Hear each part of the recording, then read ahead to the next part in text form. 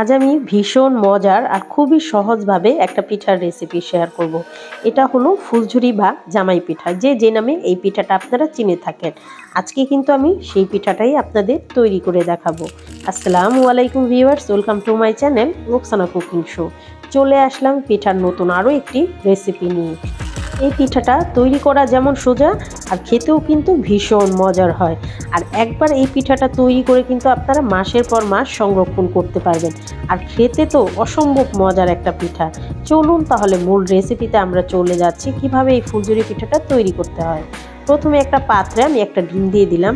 আজকে আমি এই চামচের মাপে কিন্তু আপনাদের সবগুলো মাপ দেখাবো। এই চামচ দিয়ে কিন্তু আমি 1.5 চামচ চিনি দিয়ে দিলাম। দিয়ে দিব স্বাদ মতো লবণ। তারপর একটা হ্যান্ড উইচ দিয়ে মিশ্রণটাকে আমি ভালো মতন মিক্স করে নিব। একটু সময় নিয়ে ভালো মতন কিন্তু মিক্স করে নিতে হবে।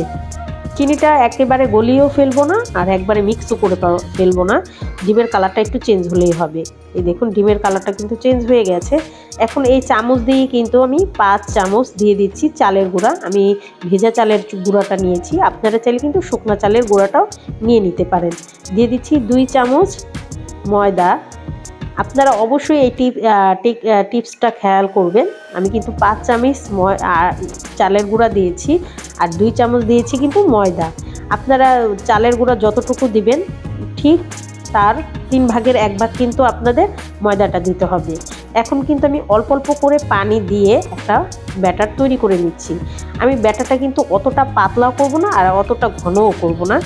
আপনারা তেলের পিঠাটা যেভাবে তৈরি করেন তার চেয়ে একটু পাতলা হবে। আপনাদের আমি দেখিয়ে দিচ্ছি। এই দেখুন, এটা হলো একটা পারফেক্ট ব্যাটার। আপনারা দেখেই বুঝতে পারলেন। এটা আমি 10 মিনিটের জন্য রেস্টে রেখে দেব। 10 মিনিট পর আমি ঢাকনাটা তুলে আবারও একটু হ্যান্ড উইচ দিয়ে মিক্স করে নিচ্ছি। অন্যদিকে কিন্তু আমি একটা কড়াইতে পর্যাপ্ত পরিমাণ তেল দিয়ে যেই ছাঁচটা দিয়ে আমি তৈরি করব সেই ছাঁচটা কিন্তু আমি গরম করে নিলাম। এখন আমি এই ব্যাটারটার মধ্যে একটু চুবিয়ে নিচ্ছি। একটু খেয়াল করুন, আমি কিন্তু পুরোটা ডুবাইনি, উপরেরটুকু কিন্তু আমি ফাঁকাই রেখেছি। কারণ উপরে যদি দিতাম তাহলে কিন্তু আপনাদের পিঠাটা ভালো হতো না, নষ্ট হয়ে যেত। একটু ধরে রেখে তারপরে কিন্তু এভাবে ঝাঁকাতে হবে। প্রথম অবস্থায় ঝাঁকালে কিন্তু আপনার পিঠাটা সম্পূর্ণ ভেঙে যাবে। একটু খেয়াল করলে আপনারা এই পিঠাটা কিন্তু একদম ইজিলিভাবে তৈরি করে নিতে পারবেন, কোনো রকম ঝামেলা ছাড়াই। আর এই পিঠাটা দেওয়ার পর কিন্তু ছাঁচটা আমি তেলের মধ্যেই রেখে দিয়েছি যাতে ছাঁচটা গরম থাকে। এই দেখুন, এখন আমি পিঠাটাকে একটু উল্টে দিচ্ছি, যে একটু সুন্দর কালার করে কিন্তু আমি পিঠাটাকে ভেজে নেব। আর ননস্টিকের কড়াইতে করলে সুবিধা এটাই যে এক সাইডে আপনারা আরামসে ছাঁচটা রেখে দিতে পারবেন, অন্য সাইডে কিন্তু আপনারা পিঠাটা আরামসেই ভেজে নিতে পারবেন। আর অন্য কড়াইতে করলে আপনার ছাঁচটা রাখতে কিন্তু অসুবিধা হয়। এই দেখুন, আপনাদের সুবিধার জন্য আমি আরও কয়েকটা পিঠা আপনাদের বানিয়ে দেখিয়ে দিচ্ছি। এতে আপনাদের সুবিধা হবে, পিঠাটা তৈরি করতে একদমই সোজা হবে আর একদম ইজি হবে। প্রথমে কিন্তু আমি পিঠাটা ঝাঁকাইনি, একটু খেয়াল করুন, তাহলে এই পিঠাটা তৈরি করতে পারবেন। অনায়াসে কিন্তু পিঠাটা বেরিয়ে আসবে। এই দেখুন, আমি এক সাইড করে কিন্তু পিঠাটার ছাঁচটা রেখে দিয়েছি। এটা একটু হলে তারপরে কিন্তু আমি আরেকটা পিঠাও এর মধ্যে ভেজে নেওয়া যাবে। যেহেতু আমার ফ্রাই প্যানটা অনেকটা বড়, সেজন্য কিন্তু আমি এভাবে আরেকটা পিঠাও দিয়ে দিয়েছি, একটু রেখে তারপর কিন্তু ঝাঁকিয়ে নিয়েছি। এভাবেই কিন্তু আমি সবগুলো ফুলঝুরি পিঠা বা জামাই পিঠা ভেজে নেব। আর পিঠাগুলো একটু কালারিং করে ভাজবেন, এতে কিন্তু দেখতেও সুন্দর লাগবে আর অনেক ক্রিস্পি হবে আর খেতেও কিন্তু ভীষণ মজার হয়। এই দেখুন আমি কিভাবে কাজটা করে নিচ্ছি। আপনাদের সুবিধার জন্য কিন্তু আমি কয়েকটা পিঠা দেখিয়ে দিলাম। এভাবে আপনারা অবশ্যই বাসায় একবার হলেও ট্রাই করে দেখবেন। আশা করি আপনাদের কাছে ভিডিওটা ভীষণ ভালো লাগবে।